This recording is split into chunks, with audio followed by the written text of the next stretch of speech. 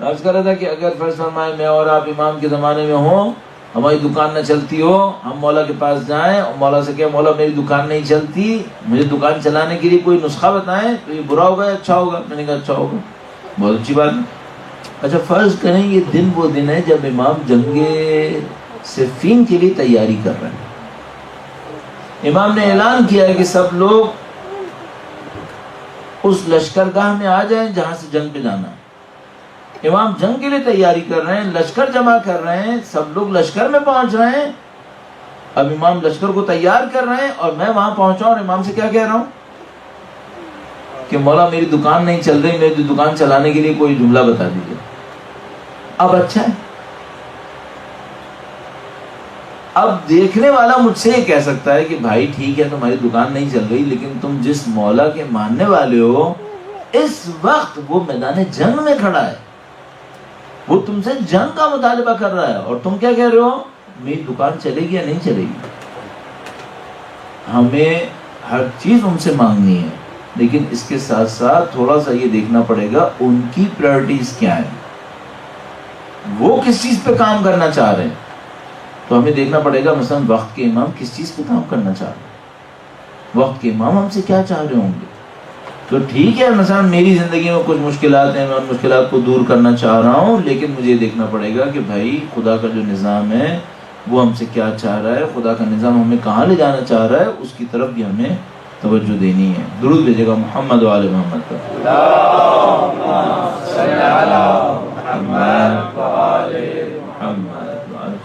تو اب میں کیا کرتا ہوں، بالکل آخری 10 منٹ کے اندر کچھ چیزیں لسٹ کرنے کی کوشش کرتا ہوں کہ مثلا اگر ہم مانگنا چاہیں، اور ظاہر ہے کہ ہم سب مانگنا چاہیں گے، خدا سے مانگیں گے، تو جو مانگنا چاہیں تو وہ کیا مانگیں خدا سے، کیا مانگنے کی کوشش کریں، اس کو میں لسٹ کرنے کی کوشش کرتا ہوں۔ درود بھیجے گا محمد و آل محمد پر۔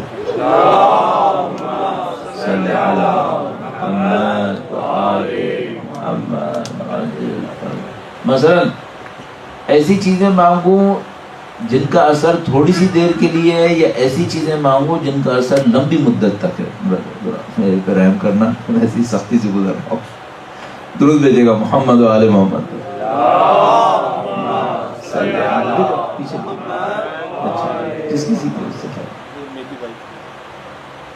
ایک بار پھر درود بھیجے گا محمد و آل محمد۔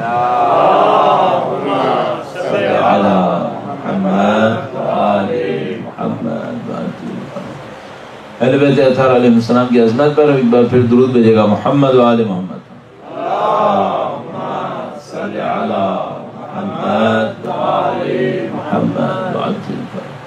مثلا میں ماہ مبارک رمضان کے اب ان ایام کے نزدیک آ رہے ہیں، میں اور آپ نزدیک آ رہے ہیں، جو شب قدر ہے اس میں دعا ہم نے کرنی ہے خدا سے۔ کیا مانگیں خدا سے؟ چند منٹ میں آپ سے کیا عرض کرنا چاہوں۔ پہلی بات، ایسی چیزیں مانگیں جس کا اثر دیر تک رہنا ہے۔ وہ چیزیں کون سی ہیں؟ سب سے اہم چیز میرے اور آپ کی اچھی اخلاقی صفات۔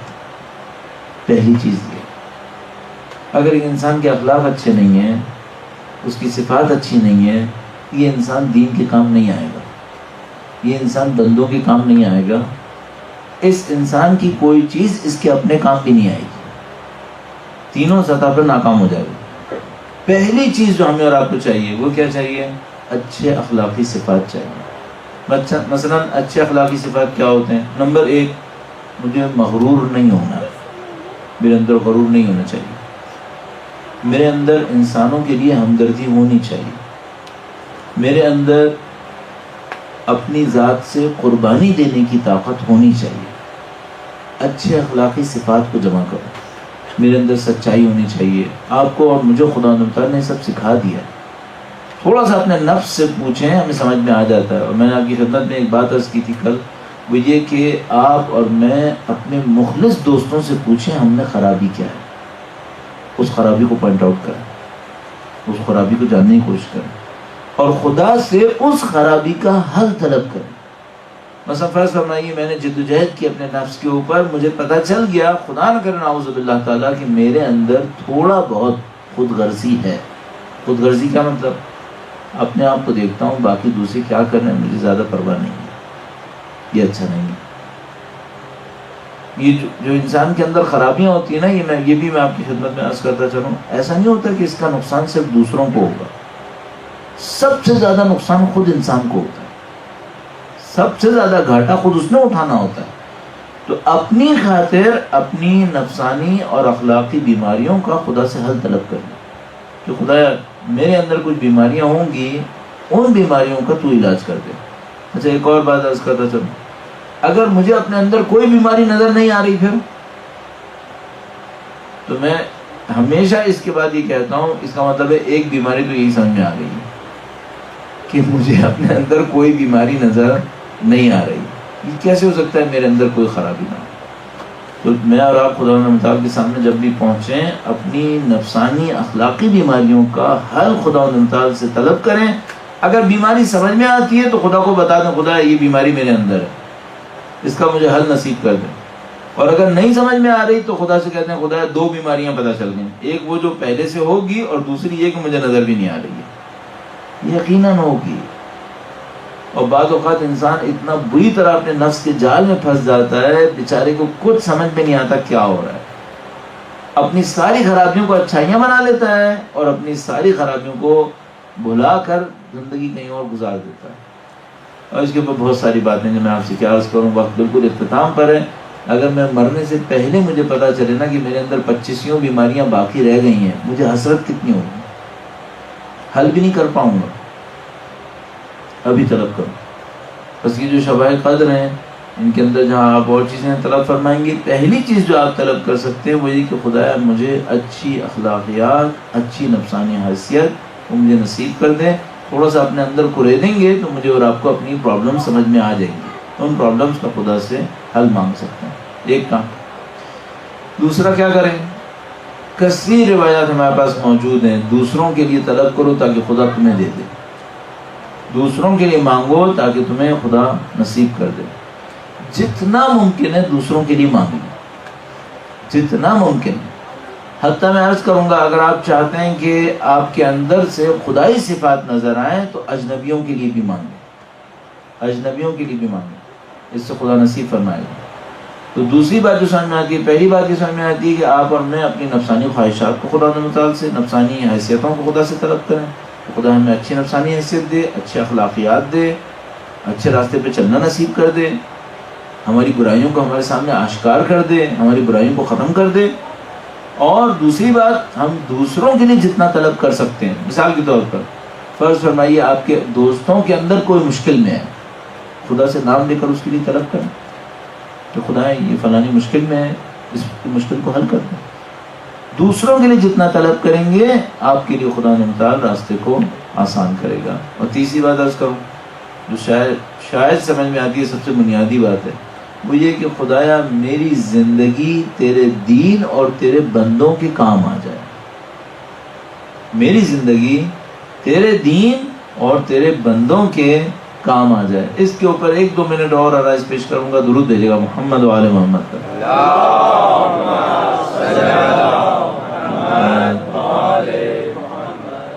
عزیزان محترم، ہم لوگ علامہ طباطبائی ایک جملہ ارشاد فرماتے تھے، وہ فرماتے تھے کہ ہم لوگ فنا کے لیے نہیں بنے، ہم لوگ بقا کے لیے بنے. ہم باقی رہیں گے، اس دنیا سے مر جائیں گے، ایک اور دنیا میں چلے جائیں گے، اس دنیا سے ختم کریں گے، ایک اور دنیا میں چلے جائیں گے. بس ہم لوگ ختم نہیں ہو رہے، ہم لوگ باقی رہیں گے. یہ دنیا ختم ہو جائے گی، کہیں اور ہم لوگ چلتے رہیں گے. اچھا جہاں کہیں گے ہم باقی رہیں گے، ہمیں رزق چاہیے یا نہیں چاہیے؟ رزق چاہیے. مجھے اس دنیا میں بھی چاہیے، اس دنیا کے بعد والی دنیا میں بھی چاہیے، اس کے بعد بھی چاہیے. یہ ابدی رزق میں کہاں سے لاؤں؟ اس کا سامان کہاں سے لاؤں؟ میرے پاس زندگی 50-60 سال ہے. اس 40-50-60 سال کے اندر میں کیا کروں کہ ابدی زندگی میں مجھے سب کچھ ملتا رہے؟ صرف ایک راستہ ہے، میری زندگی اللہ کے دین کے کام آئے، اللہ کے بندوں کے کام آئے. اگر میری زندگی اللہ کے دین کے کام آتی ہے، اللہ کے بندوں کے کام آتی ہے، یہ ایسا صدقہ جاریہ ہوگا جو کبھی ختم نہیں ہوگا، یہ چلے گا. اس کی آپ اور میں دعا کر لیں. اور یہ دعا بھی کریں اور عمل بھی کریں. میں نے پہلے دنوں میں آپ کی خدمت میں عرض کیا تھا، یہ دیکھیے گا کہ آپ کی اور میری زندگی سے بے لوث فائدہ کتنے لوگوں کو پہنچ رہا ہے. بے لوث فائدہ کیا؟ جس کے بدلے میں مجھے کچھ نہ مل رہا ہو، میں دوسروں کو دے رہا ہوں. یہ کہاں ہو رہا ہے؟ اگر ایسا ہو رہا ہے اس کا مطلب ہے میری زندگی دوسروں کے کام آ رہی ہے، اور جو میری زندگی دوسروں کے کام آ رہی ہے اس کا مطلب یہ ہے کہ یہ صدقہ جاریہ ہے جو مجھے خدا نے نصیب کر دیا ہے. تو یہ 3 لیولز پر آپ مانگ سکتے ہیں. نمبر 1 اپنے لیے مانگیں. اپنے لیے دنیا تو مانگیں لیکن نفسانی خاصیت، اخلاقی کمالات، اس کو سب سے پہلے طلب کریں. نمبر 2 جو آپ کے اطراف میں انسان ہیں ان کی مشکلات کا حل مانگیں خدا تعالیٰ سے، تاکہ خدا انشاءاللہ اپنی مشکل کو بھی حل کرے. نمبر 3 میری زندگی اللہ کے دین، اللہ کے بندوں کے کام آئے. اور آخری بات، آج کے دور کے اندر دنیا مشکل میں نظر آ رہی ہے یا آسانی میں؟ مجھے تو مشکل میں نظر آ رہی ہے. ظلم بے انتہا ہے، مظلوموں کا کوئی پوچھنے والا نہیں ہے. میں نے اپنی زندگی میں لوگوں سے جو اسٹوریز سنی ہیں، اگر صرف انہی اسٹوریز کو دیکھوں تو دنیا قابل نفرت لگتی ہے. دنیا نفرت کی جگہ لگتی ہے. جو انسانوں کی مشکلات انسان سنتا ہے کہ یار اس دنیا میں یہی مشکلات جھیلی ہیں لوگوں نے. اگر یہ دنیا ایسی لگتی ہے کہ تبدیل ہونی چاہیے تو حجت خدا کو طلب کیوں نہ کریں؟ ان کو ندا کیوں نہ دیں؟ ان کے لیے خدا کے حضور کیوں نہ گڑ گڑائیں؟ اور شاید ہم پر وہ کوئی مصیبت نہ آئی ہو جس کے نتیجے میں ہم خدا سے کہیں خدا بس ہے، بس کر دے، آپ اپنی حجت کو بھیج دیں، ہم تھک گئے. لیکن مجھے پتا ہے اس دنیا کے اندر اور ہمارے اور آپ کے اطراف کے اندر ایسے بہت سارے لوگ ہیں جو خدا سے کہیں گے کہ خدایا بہت ہو گئی، ہم تھک گئے اس دنیا کے ظلم سے، اس دنیا کی ناانصافی سے. اب حجت خدا کی ہمیں ضرورت ہے. اور جیسے آپ یہ کہیں تو پھر اپنے آپ کو ان کے لیے تیار بھی کیجئے. کل انشاءاللہ ہم امامت کے بارے میں آرائز پیش کریں گے. امامت کے اوپر ہونے والی دلائل سے شروع کرتے ہوئے امامت کے مقابلے میں ہماری ذمہ داریوں کو عرض کریں گے انشاءاللہ، اور اس کے ذریعے سے مولا امیر المومنین کی شہادت کا تذکرہ کریں گے انشاءاللہ. پروردگار عالم کے حضور دعا کرتے ہیں، پاک پروردگار تجھے حجت خدا کا واسطہ، تجھے اپنے نظام کا واسطہ، تجھے اپنے اچھے بندوں کا واسطہ اس قلیل سی عبادت کو اپنی بارگاہ میں قبول فرما. اے خدایا تجھے واسطہ محمد و آل محمد کا، نبی اور ان کی آل کا واسطہ، ہمارے دلوں کو ان کی نورانیت سے منور فرما. اے پاک پروردگار ان کے چاہنے والے دنیا میں جہاں کہیں بھی ہیں ان کی جان مال عزت و آبرو کی حفاظت فرما. اے خدایا حجت خدا کے صدقے میں جو مومنین مختلف مقامات پر دشمنوں کے سامنے محاذرائی میں مشغول ہیں، ان مومنین کو فتح و نصرت نصیب فرما. بالاخص یمن کے مومنین سخت وقت سے گزر رہے ہیں، مصیبتوں سے گزر رہے ہیں، پاک پروردگار یمن کے مومنین کو فتح و نصرت نصیب فرما. متعدد لوگ بے گناہ جیلوں کے اندر ہیں، شیخ نمر جیسے لوگ پاکستان اور ہندوستان کے اندر، افغانستان مختلف علاقوں کے اندر بے گناہ جیلوں کے اندر ہیں. پاک پروردگار تجھے امام سجاد کی مظلومیت کا واسطہ ان بے گناہوں کو آزادی و رہائی نصیب فرما. اے پاک پروردگار مومنین ظالموں کے مقابلے میں خوف سے بھی دوچار ہیں، بعض جگہوں کے اوپر کمزوریوں سے دوچار ہیں. پاک پروردگار ان مومنین کی کمزوریوں کو حجت خدا کے نام کے صدقے میں طاقت میں تبدیل فرما. اے پاک پروردگار جن ظالموں نے اچھے انسانوں کا خون بہایا ہے، مظلوم انسانوں کا خون بہایا ہے، یہ ظالم قابل ہدایت نہ ہو تو واصل جہنم فرما. اے پاک پروردگار ہماری تمام دعائیں تیری حجت کے لیے ہیں، ان کی ذات کے ذریعے ہماری مشکلات کا حل ہے، ان کے ذریعے ہماری معنویت اور تکامل ہے. اے پاک پروردگار سید الشہداء کی مظلومیت کا واسطہ سید و سردار مولا اور آقا امام آخر الزماں کے ظہور میں تعجیل فرما. ہمیں ہماری اولادوں کو ان کے جانثاروں میں قرار فرما. ہماری زندگیوں کا اختتام ان کی نصرت کی راہ میں شہادت قرار فرما. ربنا تقبل منا انك انت السميع العليم وتب علينا انك انت التواب الرحيم.